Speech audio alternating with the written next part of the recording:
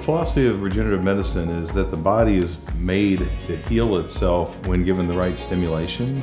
Whenever you've had an injury in your life and you got a bruise or you got an injury or something swelled up, you had an impact, it hurts. That reaction is the release of platelets from your bloodstream into those tissues. And when those platelets go into action, they stimulate repair of the connective tissues, which ultimately helps your body to heal. So the beauty of the regenerative model is we're basically using your body's natural innate healing capability. Now the bummer for many people is that they have an injury that didn't actually heal fully the first time, and so they have this problem where they get stalled out.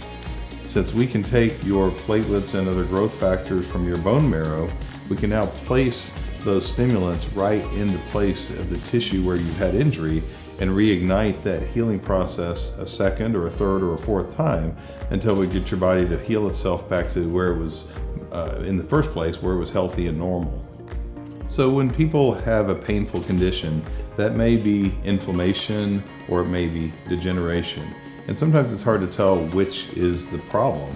So sometimes a steroid type injection may help if it's just an inflammatory or an irritated tissue, whereas if it's actually damaged or degenerative, steroids actually aren't very helpful for that, might actually be harmful, where the regenerative model uses growth factors that are actually helpful to stimulate the tissue to become healthy and to heal again.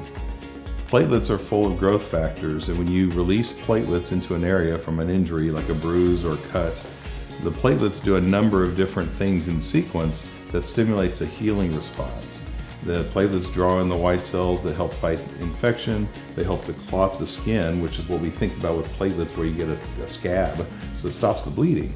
But there's also growth factors that then get released over the course of several days to weeks that bring in different cells. There's cells called macrophages. They eat up the debris and clean up the damaged tissue, and then ultimately the fibroblasts come in and get stimulated to build up the fiber or the connective tissue.